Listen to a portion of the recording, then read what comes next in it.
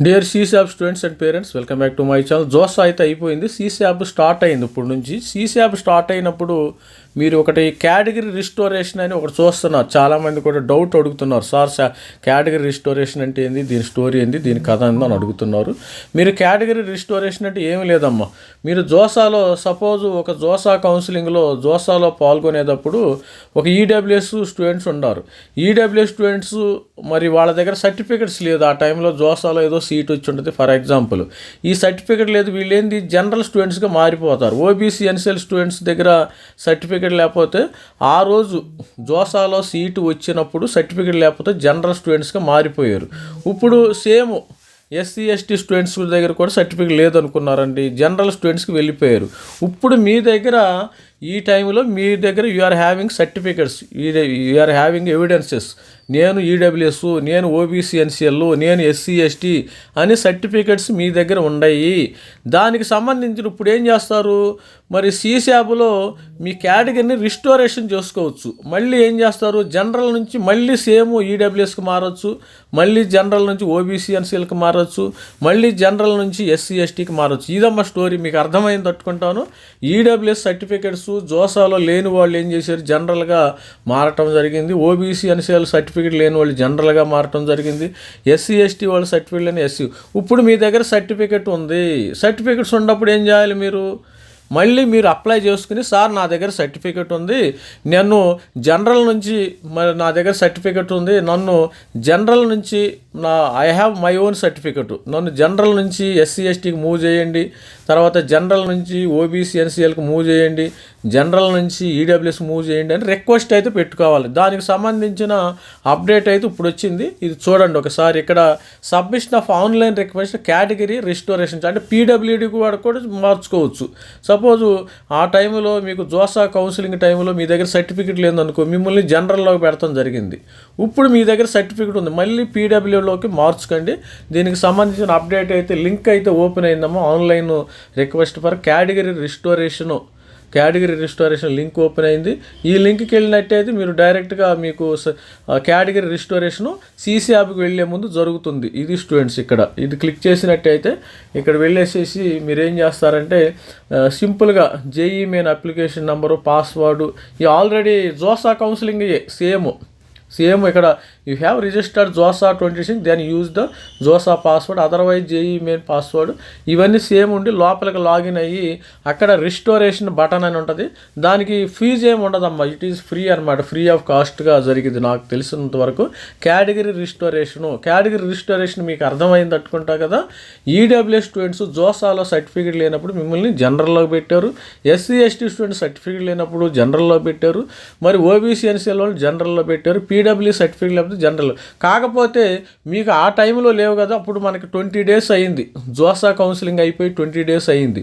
ఇప్పుడు ఈ 20 daysలో మీరు ఏమైనా సర్టిఫికేట్ సంపాదించుంటే వీళ్ళు అప్లై చేసుకోండి. ఆ యొక్క స్కాన్ చేసి నీట్గా పెట్టి, సార్ నన్ను నా కేటగిరీని రిస్టోరేషన్ చేయండి.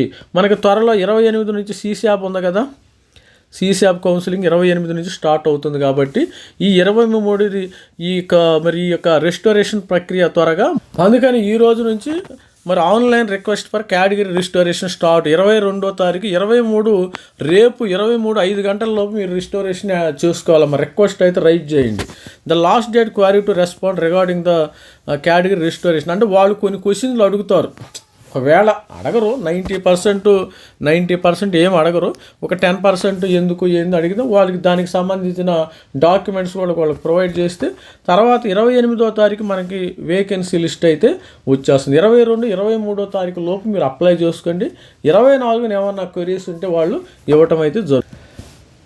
మరి ఈ సంవత్సరానికి జోసా అయితే ఎండ్ అయిపోయిందమ్మా. ఈ సంవత్సరానికి ఏంటంటే జోసా మొత్తము సమాప్తం అయింది. జేఈకి సంబంధించిన మొత్తం ప్రక్రియ దాదాపు అయిపోయింది. ఇక మిగిలింది సీశాబ్ మాత్రమే.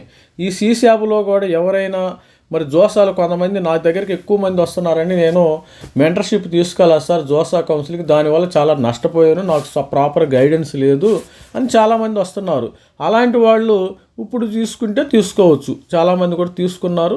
సీశాబ్కి సంబంధించిన గైడెన్స్ నేను 28వ తారీఖుకి ప్రతి ఒక్కరు 28 28ని నేను ఏం చేస్తానంటే కేటగిరీ వైజ్గా ఓబీసీకి, మరి ఎస్సీ ఎస్టీ ఎవరికి వాళ్ళకి మొత్తం డేటా ఎన్ఐటీకి సంబంధించిన డేటా ఇస్తాను, మీకు IIIT డేటా మీకు ఇస్తాను, తర్వాత జిఎఫ్టీ డేటా మొత్తము PDF ఫైల్లో కేటగిరీ వైజ్గా ఎస్సీ ఎస్టీ, ఎస్సీకి NIT, IIIT, GFT, ST, IIIT, ఇట్లా అన్ని రకాల OBC ఎన్సీలు అన్నీ మొత్తము మీకు సీట్లు వైగా మనకు మొత్తం 28 నుంచి 3 రోజులేనమాట టైము. చాలా కష్టపడండి అందరు కూడా, కొద్దిగా హార్డ్ వర్క్ చేసి ఈ 3 రోజులు నేను కూడా హార్డ్ వర్క్ చేస్తాను. ఎవరైనా మెంటర్షిప్ జాయిన్ అవ్వాలంటే జాయిన్ అవ్వండి. ఇప్పుడు ఇది మన వాట్సాప్ నెంబరు, మరి QR కోడ్ కూడా ఉంది, నేను QR కోడ్ పంపిస్తాను. మీరు నన్ను పింగ్ చేసినట్టయితే నేను కూడా వర్కౌట్ చేద్దాం, మనం అందరం కూడా వర్కౌట్ చేసి మరి సీట్లు ఎక్కడ ఉన్నాయి, GFTలు ఎక్కడ ఉన్నాయి, IIITలు మొత్తం జల్లెడ పెట్టి మరి మీకు సీటు వచ్చేలా మరి హెల్ప్ అయితే చేస్తారు. ఎవరైనా మరి మెంటర్షిప్ కావాలంటే